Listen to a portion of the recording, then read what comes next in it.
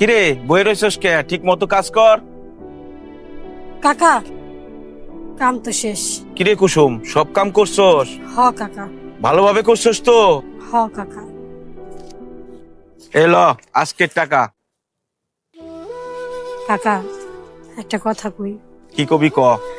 বাড়িতে মায় তো অনেক অসুস্থ, যদি কিছু টাকা বাড়ায় দিতেন। তোর মা অসুস্থ এটা তো নতুন কথা নয়, মেলা দিন ধরেই তো তোর মা অসুস্থ। হ ঠিকই কইছেন, টেগার লেগা মার লেগা ওষুধ লিয়ে যেতে পারি না, ভালো মন্দ খাওয়াই তো পাই না।